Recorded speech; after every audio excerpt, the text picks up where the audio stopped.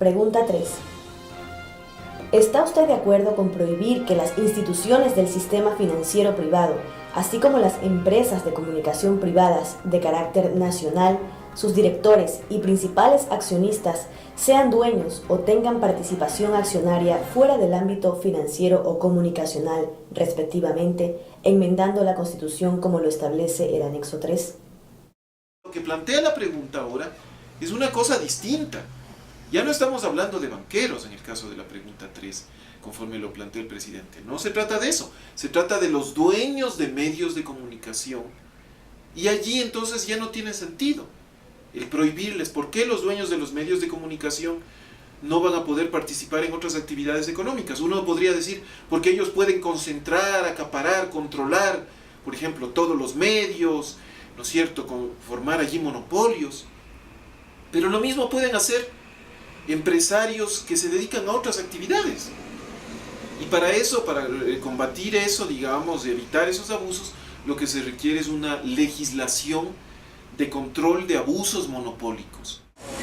Este es un típico artículo que nace de la crisis financiera de los años 99 y 2000, donde nos condujo a la dolarización y donde se vio claramente que hubo una gran articulación entre el sistema financiero y muchos de los medios de comunicación. Me refiero concretamente al caso de algunos canales, algunos periódicos y radios, donde obviamente estos medios por su propiedad tendieron a representar esos intereses y no los de la colectividad.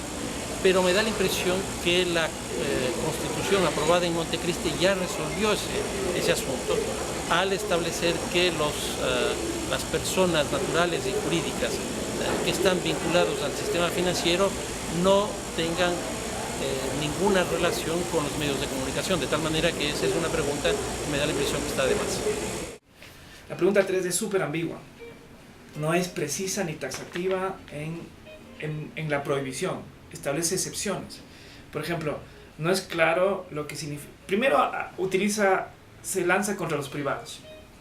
Entonces, claro, uno se pregunta, ¿podría un gerente de un medio de comunicación pública o un director tener acciones, él, en otros negocios vinculados? La pregunta no le prohíbe, él como persona, no le prohíbe. La otra es, entonces, la una es lo privado, la otra es lo nacional. Entonces, ¿podría un grupo de poder en un cantón tener el negocio del medio de comunicación y tener negocios vinculados? La pregunta diría que sí, porque solo se refiere a lo nacional.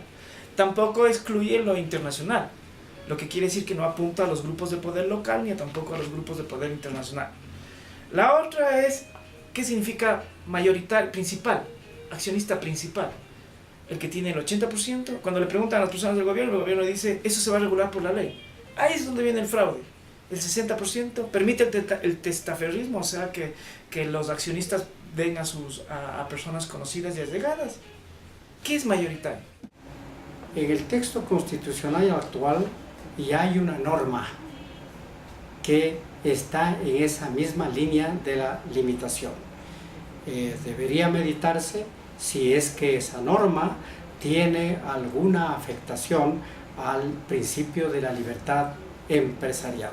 Desde luego, yo soy partícipe de que hay que regular todas las actividades en el país.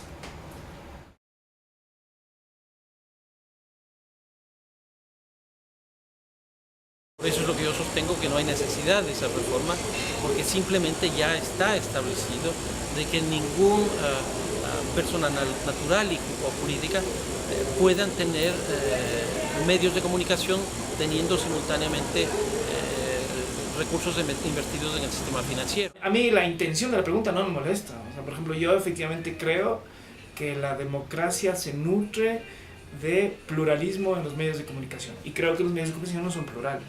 Hay que regular eso y tiene que distribuirse.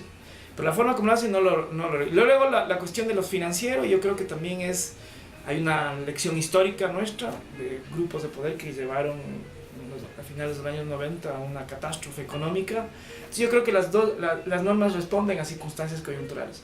Ahora, el poder tiene que estar dividido. Y la lógica de la división de poderes es una, la lógica de los límites del poder a través de los derechos es otra. Pero efectivamente, todo poder que se acumula y poder que se acumula para violar, para restringir, para limitar derechos, tiene que dividirse, tiene que controlarse. Entonces, esto plantea otro problema, digamos, al principio de igualdad, a una violación del derecho a la igualdad, ¿no? Porque la pregunta obviamente es, bueno, ¿y por qué no los públicos, por ejemplo? O sea, los públicos sí pueden concentrar, por ejemplo, la comunicación. ¿Por qué solo los privados? Y habla de medios privados nacionales. Y entonces, ¿qué sucede con los internacionales? Ellos sí pueden acaparar, sí pueden concentrar, por ejemplo, otros negocios de comunicación, ¿no es cierto? Radio, prensa, revistas, etcétera, ¿no? Y luego viene el problema, ¿cuáles son los de cobertura nacional? ¿Cuándo hay cobertura nacional? Cuando se llega a 10 provincias, a 15 provincias, a 20. Eso no está claro en la pregunta, ¿no? Diríamos, por este tema ya tiene que ver con temas de carácter estrictamente económico empresarial.